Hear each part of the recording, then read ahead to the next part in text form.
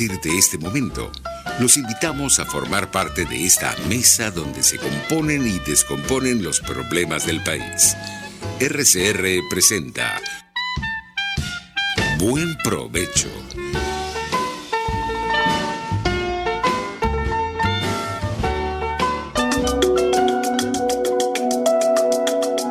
Monitor de Derechos Humanos, con el abogado penalista Fernando Fernández.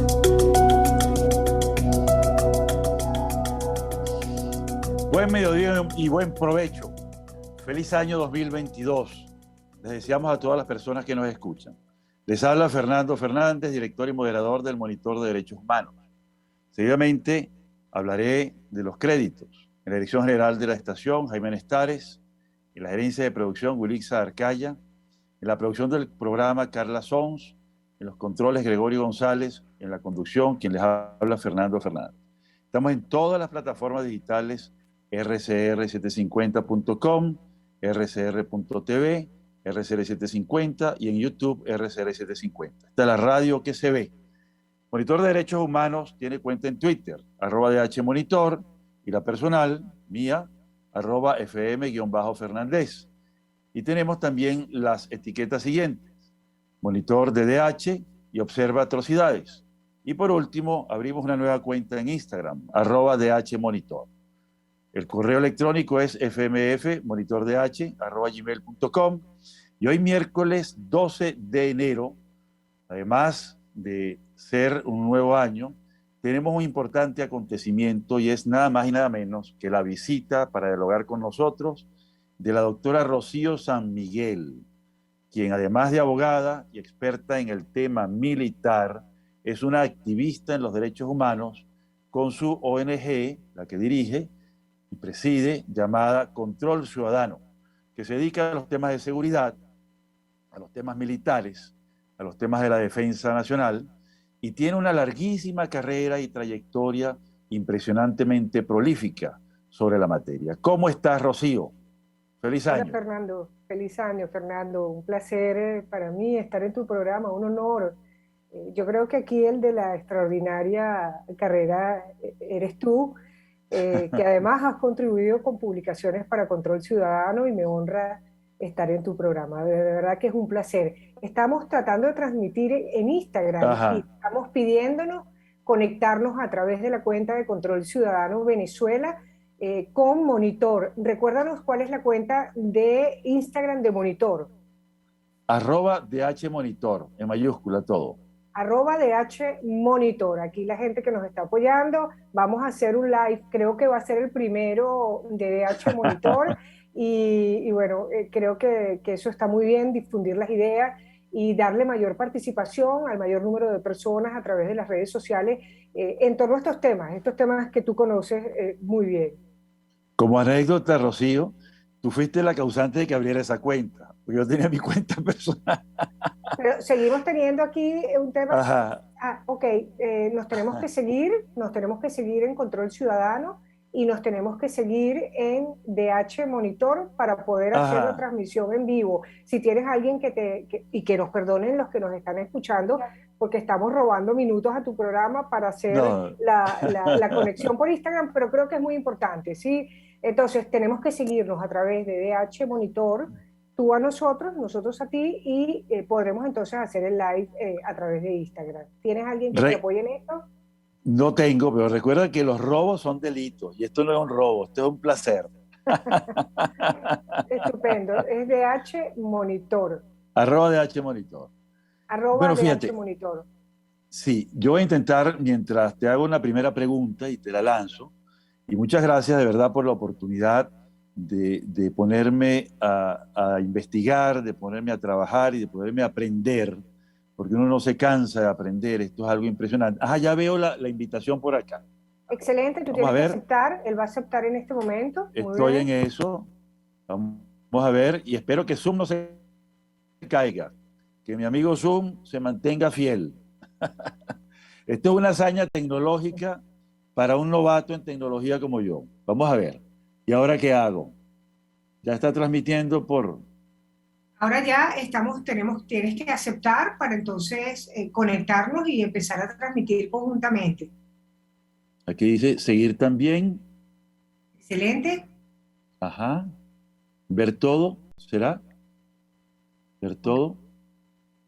Ahora ya debemos enlazarnos y aparecer los dos en pantalla en breve, en este instante. Hay un pequeño corazón que tú tienes que aceptar, ¿sabes? Allí. Ok, Todo ya lo que... estamos en vivo los dos. Y está también en Zoom, no se ha caído, sigue igual. Conversando, estamos en Instagram en este momento, conversando a través del Instagram de Por Zoom Monitor no de, lo veo. ¿Tú no me ves? No sale en cámara Ah, por Zoom. un segundito, pero vamos a no, conectar. no, no salimos en cámara por Zoom. Tenemos que estar, voy a quitarla y voy a colocarla. Estoy conectada en Zoom. Se están Sí, haciendo usted con sí, el aparato. doctor Fernando no. No, ¿qué hago? Aquí dice que estoy en vivo. Yo sí me veo, pero ¿qué hago? Estás Envío conectándote una... por el mismo aparato tecnológico por Sí, Instagram sí, y por sí. Zoom, los dos al mismo tiempo. A mí no me ven, a ti sí te ven. Empieza con las preguntas, doctor. Ok, vamos a comenzar con las preguntas mientras resolvemos el temita tecnológico. Esto Excelente. es todo una hazaña tecnológica y bueno, es el presente y el futuro, ¿no? Bueno, Rocío, ¿cuál fue la motivación de Control Ciudadano y tuya en particular para invitarme a hacer esta investigación que resultó todo un aprendizaje y una revisión de cosas conocidas, pero vistas ahora con un nuevo cristal, con una nueva óptica, sobre el tema de las transiciones y los militares, sus causas, sus efectos y la importancia para acceder a la democracia después de un conflicto o después de un gobierno dictatorial? ¿Qué los llamó a ustedes a meterse en este tema? Sí, muchísimas gracias, Fernando, por la pregunta, por el tema que escogiste, que es muy importante para el país. La Ujú. palabra transición está en boga, es decir, muchas personas comentan aspectos vinculados a la transición, a la posibilidad y a la necesidad de adelantar una transición en Venezuela. eh, y Creo que se oye con pocos, feedback. Creo que se oye con feedback. Te estoy oyendo reverberante. ¿me escuchas? ¿Me escuchas bien? ¿Ok? Te ¿Me escucho, escuchas pero bien? mal, con O reverberancia. tengo solamente un micrófono colocado aquí, como puedes ver, ¿ya me pueden ver en Zoom? No. Voy a quitar el micrófono Sí, y se oye y esto se escucha perfecto. se Ah, escucha perfecto. ok, en la Ok, estación te oyen perfecto. muy Ujú. bien. Entonces, está en boga de todos los venezolanos, de analistas, políticos, la palabra transición en Venezuela. Sí. Y pareciera una palabra de moda, una palabra a la que muchos sectores aspiramos en el país, esto que podría ser el tránsito de la transición hacia la democracia en Venezuela. Y en Control Ciudadano nos interesa muchísimo el Ujú. tema que tiene que ver qué pasa con los militares en una transición, qué hacer con la Fuerza Armada Nacional para avanzar en una transición de lo que nosotros denominamos el retorno al carril constitucional. Fíjate que además Ujú. colocamos un dibujo, una Sí. carretera certera para la institución que significa retornar al carril constitucional. Entonces, hemos Ujú. tratado de acercarnos a especialistas como tú, que conocen el derecho penal internacional, que han trabajado los temas de derechos humanos, que han trabajado los temas de corte penal internacional, y por supuesto de justicia transicional comparada, es decir, casos de justicia transicional aplicados en otros países y para quienes nos escuchan y colocando un poco en contexto, pedimos al doctor Fernando Fernández elaborar un trabajo de justicia transicional en la experiencia comparada. ¿Qué ha sucedido en otros países cuando han avanzado en justicia transicional? ¿Qué ha sucedido con sus Fuerzas Armadas y cómo esto puede ser aplicado en Venezuela? Porque consideramos que allí hay todo un desafío que significa, para aspirar en ese sentido, trabajar arduamente en ello, modificar instituciones, establecer leyes, digamos, implantar toda una estructura que haga posible que esta justicia transicional en la Fuerza Armada Nacional y todos los aspectos transicionales sean posibles. Entonces, estamos muy interesados en los temas de justicia transicional para las Fuerzas Armadas, estamos muy interesados en los mecanismos, no solo de justicia, sino institucionales de las transiciones en las Fuerzas Armadas. Nos interesa cuáles serían los planteamientos para un retorno al carril constitucional y sobre todo que se hable de cosas viables, reales, posibles en Venezuela. Ese es el esquema de lo que estamos tratando de hacer en Control Ciudadano, por supuesto, sin dejar de apartar los ojos sobre documentar la realidad, advertir y emitir alertas sobre violaciones a los derechos humanos y transparentar el sector militar en Venezuela, que es sumamente importante.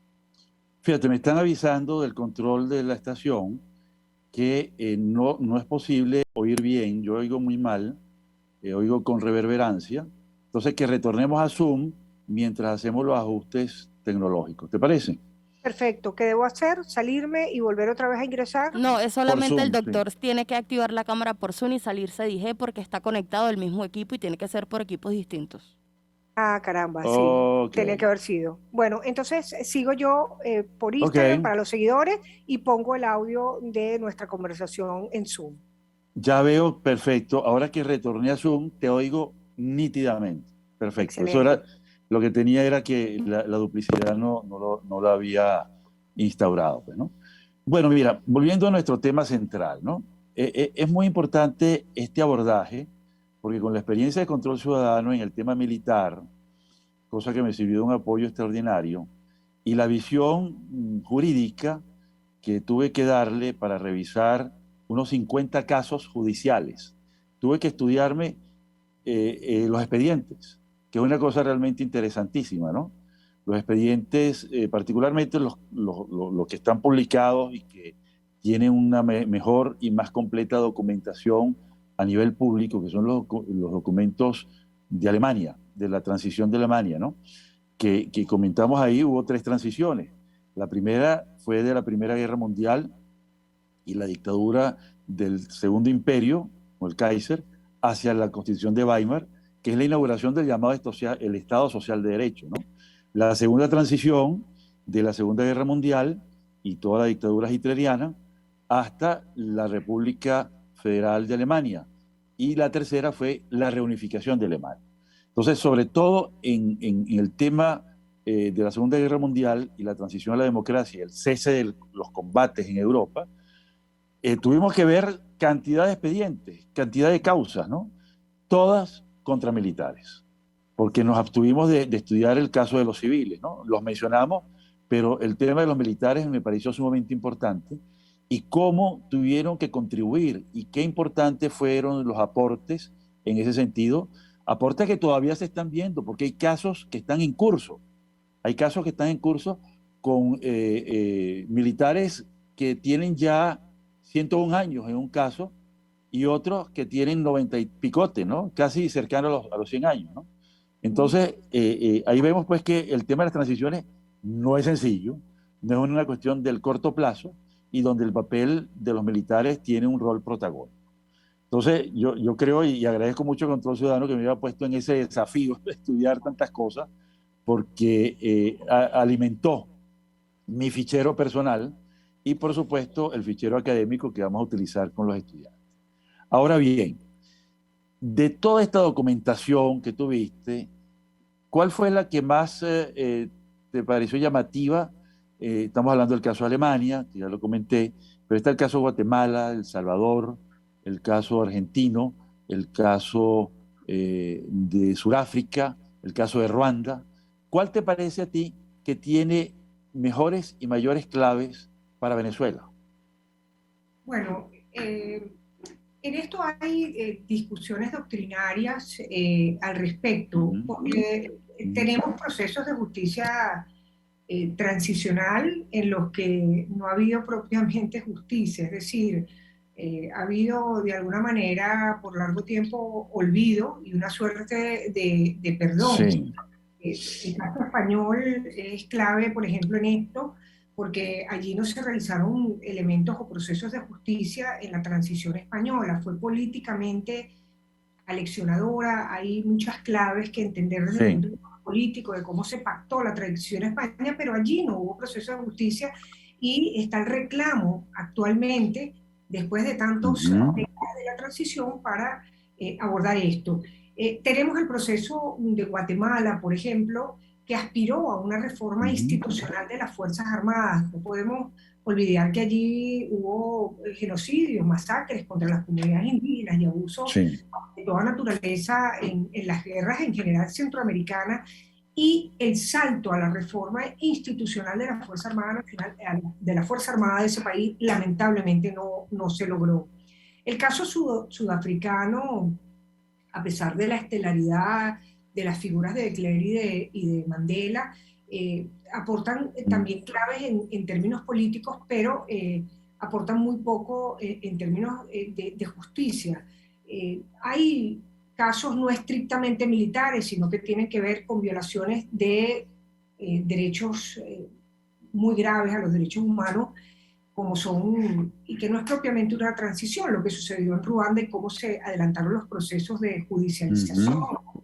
Ujú. cómo se adelantaron los procesos de judicialización también a través de los tribunales en Yugoslavia, pero claramente allí hubo dos cortes penales internacionales ad hoc que Ujú. facilitaron las cosas, simplifiquémoslo diciéndolo de esta manera. Y por supuesto está todas las lecciones que nos está aportando el caso Colombia. Colombia es muy interesante Ujú. porque primero es muy Ujú. cercano geográficamente a Venezuela, pero también contemporáneamente muy cercano en términos de hechos que están ocurriendo y que están en movimiento desde la perspectiva de la justicia transicional. Eh, Hay todavía asignaturas pendientes en Colombia. Por ejemplo, las víctimas esperan la judicialización de los más responsables en las más altas jerarquías, cosa que no ha ocurrido como han esperado las víctimas, pero creo que allí la Justicia Especial de Paz es algo muy interesante, sobre lo cual Venezuela tiene que aprender bastante. Están también, por supuesto, las intervenciones que paulatinamente vino realizando la Corte Penal Internacional sobre el proceso de justicia transicional en Colombia, esa vigilancia que realizó hasta cerrar el año pasado la investigación preliminar, un asunto en el que cual Venezuela tiene que proyectarse en la posibilidad en que las fases más bien se agraven y terminen judicializándose los casos en la Corte Penal Internacional sin posibilidad de avanzar en justicia transicional en el país. Es decir, hay una riqueza país por país que aporta elementos significativos, y yo creo que aquí lo importante para Ujú. quienes nos escuchan es siempre recordar que el tema de la justicia en temas de graves violaciones a los derechos humanos, es importante la perseverancia, es importante proyectarse en Ujú. la incidencia en el tiempo, sobre todo para no crear falsas expectativas en las víctimas. Suelen ser procesos complejos, muy duros de llevar en términos emocionales para las víctimas, pero también demandantes en términos intelectuales, suelen requerir para tener éxito en las judicializaciones del aporte de expertos de diferente procedencia. Es decir, es importante hacer equipos Sí. para entonces coronar en éxitos que puedan significar triunfos en materias de justicia, verdad, reparación y no repetición. De manera que, resumiéndolo, Fernando, creo que en tu trabajo se asoman ejemplos sobre los que hay que, por supuesto, profundizar, pero creo que es un aporte significativo al debate y que tú recreas muy bien. Recuerdo en tu trabajo, en los casos de El Salvador, en los casos Ujú. de Argentina, en los casos de Guatemala, en los Chile. casos de Sudáfrica, justamente refiriéndote al apartheid, España, Chile y, por supuesto, los casos de Ruanda y de Colombia. Ujú. Por eso, a quienes nos siguen, por favor, consulten el trabajo del doctor Fernando Fernández en nuestra plataforma de Control Ciudadano, nuestra página web www.controlciudadano.org. El trabajo lo van a encontrar en la sección de investigaciones y Ujú. el título es Justicia Transicional en la experiencia comparada y desafíos para la Fuerza Armada Nacional en Venezuela. Allí me toca hacerte una pregunta, porque tú trabajas en ese informe un aspecto que ha comenzado a tener sonoridad en Venezuela, y es la posibilidad de aprobarse la creación de un fondo de reparación para las víctimas. Sí. Y tú hablas de eso en Ujú. este trabajo, y es un aspecto muy importante porque en Venezuela eh, ahí pareciera la idea de reconocer violaciones a los derechos humanos, pero nadie habla de reparar económicamente, entre otras formas Ujú. de reparación a Ujú. las víctimas, y tú tocas esto del Fondo de Reparación a las Víctimas. Cuéntanos un poco, porque sé que tienes otro trabajo que acabas de publicar y es importante que para quienes nos están siguiendo conozcan sobre este debate tan importante para el país. Bueno, esto es lo bueno de los diálogos, ¿no? Que uno pregunta y es repreguntado. Esto es una maravilla. Fíjate, sí, primero quiero hacer un comentario sobre la experiencia española y la surafricana. En la experiencia española hubo una amnistía total, pero ahí damos cuenta de que en la época franquista sí hubo juicios contra funcionarios de la República, es decir, aquel breve lapso donde hubo un gobierno electo democráticamente, pero que fue derrocado luego de la Guerra Civil Española. Y sin embargo, Venezuela tiene dos normas que son taxativas, yo los llamo cláusulas pétreas, que son el artículo 29 y el 261, que establece de manera clara y nítidamente que no puede haber amnistía. De tal manera que el modelo español hay que reseñarlo, hay que ficharlo, hay que estudiarlo, hay que analizarlo, pero dada la Constitución y su categórica expresión y prohibición de dar amnistía a los crímenes atroces, bueno, ese modelo no sería aplicable. De manera parcial, Sudáfrica tiene un modelo en el cual hubo juicios a algunas personas, pero hubo amnistías también para algunos militares.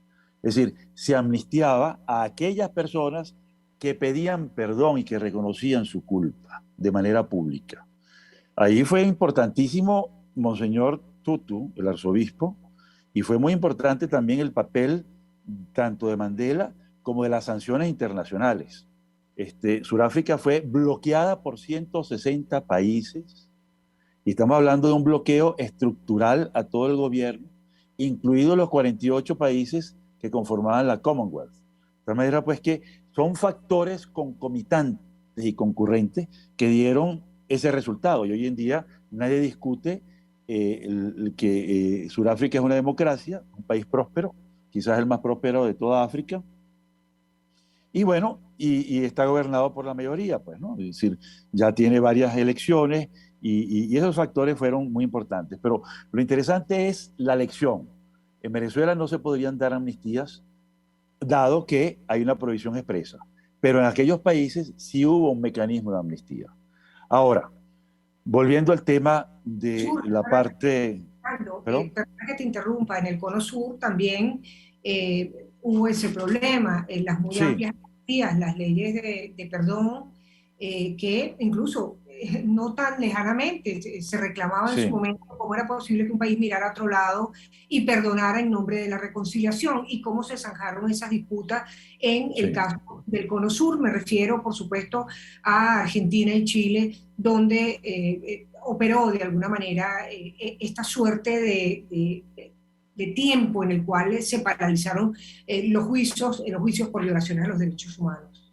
Qué bueno que recuerdes eso, porque justamente luego de esa transición de amnistía hubo juicios contra el propio Videla y contra los generales de la máxima estructura, los jefes y superiores, que son los fundamentales. Hubo una implementación del Estatuto de Roma en Argentina, y que cosa que fue muy importante, fue un factor desencadenante de estos juicios, de tal manera pues que eso fue como un periodo de transición. entre la dictadura, la democracia, pero que hubo una semitransición hacia la democracia porque hubo un perdón relativo por creo que una década y algo más, hasta que implementaron el Estatuto de Roma y pudieron enjuiciar a los culpables. Y el caso de Chile es notable, porque además hicieron enorme esfuerzo también para crear hasta una cárcel. Tienen una cárcel donde hay 490 altos militares, militares de alta jerarquía detenidos, cumpliendo condena de diferentes grados, pues, ¿no? Y diferentes tiempos, pero se ha hecho justicia. Y todo eso acompañado de lo que tú me preguntas, ¿no? De una restauración bastante bien hecha, yo diría que muy bien hecha, y sobre todo con una intención muy clara de rehabilitar a las personas para evitar que se repita, ¿no? Que se revictimicen. Y volviendo al tema inicial, cuando hubo ese periodo de esa amnistía y esas leyes del perdón, obviamente las víctimas estaban enfurecidas, ¿no? Y hoy en día las víctimas en el mundo entero están empoderadas. Las víctimas no permitirán que ocurra en Venezuela una amnistía y además porque no se puede desde el punto de vista constitucional, pues es algo que está expresamente prohibido. Habría que cambiar de fondo la Constitución para permitir ese tipo de amnistía, cosa que yo creo que no están dadas las condiciones desde ningún punto de vista. Entonces, el tema del fondo va a ser un tema de discusión sumamente importante en este año 2022. Tú acotabas una investigación que acabamos de publicar con Paz Activa sobre el tema de la restauración. Eso fue un estudio ya interdisciplinario. Lo hicimos con un experto en finanzas que nos ayudó a estudiar los distintos fondos, ¿no? El fondo para el 11 de septiembre, ya eso sería una transición post-terrorismo, ¿no? Y el fondo alemán y por supuesto el fondo colombiano, que ha tenido mucho éxito. Los tres han tenido mucho éxito en el sentido pues de dar enormes cantidades de esfuerzo y de dinero a las víctimas que han sido identificadas. Todo eso tiene una complejidad de tipo administrativo y de tipo práctico que sería muy largo desarrollarla en esta corta intervención, con esta corta respuesta que te estoy dando, ¿no? Pero sí es un tema que va a ser muy importante y va a estar ligado al tema de lo militar, porque hay también víctimas militares. ¿Mm? Hay víctimas militares y eso hay que tomarlo en consideración, es algo que hay que apuntarlo en la agenda de las cosas por hacer. Es correcto.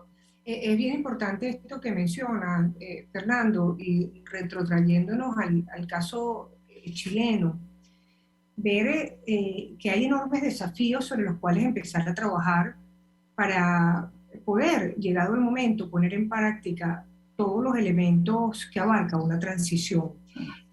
Mencionabas la cárcel especialmente construida para los militares en Chile. No debemos olvidar que, y lo planteas en tu trabajo, se han sentenciado a prisión unos 490 oficiales de las Fuerzas Armadas y Carabineros en ese país. Es decir, estamos hablando de una masa humana muy importante que además tiene sus códigos muy particulares, que para el caso de colocarles en prisiones comunes sería inclusive muy peligroso para ellos. Sí. Por supuesto hay que garantizarles sus derechos aún estando en libertad. Están los desafíos que significa la justicia para los militares que cometieron violaciones contra sus propios o contra sus pares, que son los militares. El dato más importante es que el mayor número de presos políticos en este momento es el de militares. Que las mayores atrocidades que se están cometiendo en términos de torturas o entre las mayores están precisamente las cometidas contra militares por militares. No podemos olvidar esto como un tributo a la memoria, el modo en el que torturaron y asesinaron al capitán Rafael Acosta Arévalo en la Dirección General de Contrainteligencia Militar. Es decir, más allá del dolor que esto produce, más allá del sentimiento reivindicativo, hay que hacer todo un engranaje técnico para pensar cómo afrontar la justicia, cómo o dónde pueden establecerse mecanismos restaurativos alternativos Porque tampoco podemos dejar de lado que para avanzar en estos temas de justicia transicional tiene que haber un mecanismo político de transición. Es decir, la justicia transicional no va a aparecer del espacio para aplicarse en un país si no ocurre un mecanismo de transición política. Sí, Y mecanismos de transiciones políticas, pues por supuesto tienen aspectos de reconciliación, como los tienen sí, de verdad. correcto. Y eso me gusta ponerlo en su justa balanza, repito, para no crear falsas expectativas, incluso para despolarizar a la sociedad, para entender que estos son saltos cualitativos que permiten que los países cicatricen sus heridas y puedan finalmente reorientarse a lo que debe ocupar a un país, que es el crecimiento, que es la prosperidad, que es el Correcto. fortalecimiento de la democracia y, por supuesto, el respeto a la dignidad de todos sus ciudadanos. En el informe hay una cantidad de recomendaciones, ya estamos ya finalizando. Y hay que recordar que el informe está disponible en el portal de Control Ciudadano. Tú nos darás nuevamente las coordenadas. Pero de las recomendaciones que están planteadas allí, ¿tú por dónde comenzarías? Ahí están planteadas como recomendaciones de urgencia que hay que empezar a hacer, dado pues que hay nuevos elementos en este año y yo creo que la elección de Varela es un indicador interesante, ¿no? Pero ¿por dónde empezarías tú? Bueno, tú hablas de un punto que es urgente, ¿no? Lo menciona como un punto de un llamado de conciencia. Hace falta voluntad política e institucional. Correcto. Allí, en ese sentido, son claves los liderazgos políticos, pero también los militares en este país Sin tienen duda, sin duda. el profundo significado histórico que se encuentra sobre sus hombros en los términos de aceptar avanzar en una transición en Venezuela, una transición política, una transición militar que permite retomar el cauce de la prosperidad en Venezuela, de la democracia y del respeto a la Constitución. De manera que yo rescato ese primer elemento que tú mencionas como Ujú. recomendación de urgencia. Aplicar justicia transicional requiere indeclinable voluntad política y voluntad institucional. También mencionas algo que es muy importante, el significado de crear una comisión independiente e imparcial de alto nivel. En estos Correcto. días hemos visto que ha sido aprobado entre gallos y medianoche una ley para, digamos, 3 buscar minutos. crear una comisión que restaure Sí, la violación de graves violaciones de los derechos humanos. Pero ahí se corre el riesgo de que no sea una comisión paritaria, producto de un acuerdo político, sino que sea una reedición de lo que es ya la Defensoría del Pueblo. Bueno, para ser creíble una vía de justicia transicional en Venezuela es necesario crear una comisión independiente e imparcial y hacer, por supuesto, todos los trabajos necesarios para instituir ese fondo de restauración y reparación del que tú has ujú, hablado, que asomas en este trabajo, pero en otro también en reciente, por supuesto, en cumplimiento del artículo 30 de la Constitución. Hay que hacer todo un desarrollo de legislación sí, aplicable con garantías de justicia, que también lo mencionas entre los trabajos de urgencia, aplicar las obligaciones que hemos adquirido en el marco del Estatuto de Roma. Venezuela, desde el año 2002, fue el primer país iberoamericano sí. en formar parte del Estatuto de Roma. Adherimos en el 2000 y entró en vigor el Estatuto para Venezuela en el 2002 como a nivel universal, pero no hemos hecho absolutamente nada en 19 años para establecer Ujú. las normas conducentes que permitan la aplicabilidad del Estatuto de Roma en Venezuela, sus principios. Hay que despartidizar la Fuerza Armada Nacional. Pero también las En- policías sí, son un elemento clave. Inclusive hay un paso adicional, desmilitarizar las policías.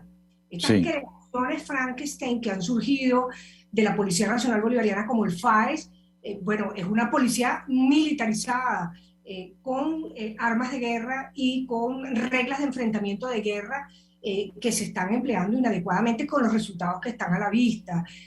Bueno, hay nos queda que... un minuto, nos quedan 30 segundos. Miren, yo ¿Cuál creo es que, tu Fernando, saludo y las coordenadas de Control Ciudadano y del informe Y un último mensaje para la comunidad de derechos humanos.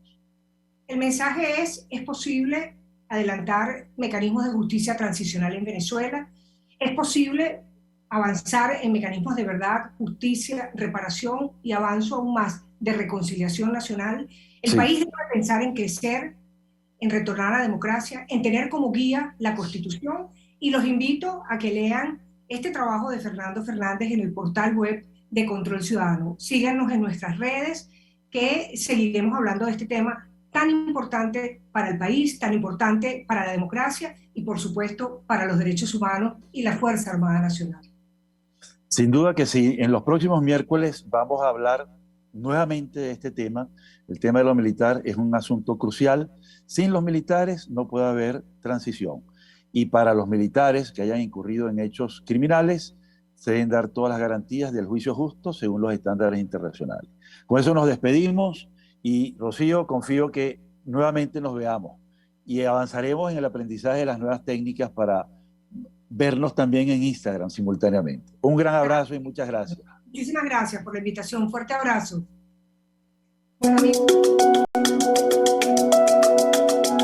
Monitor de Derechos Humanos, con el abogado penalista Fernando Fernández.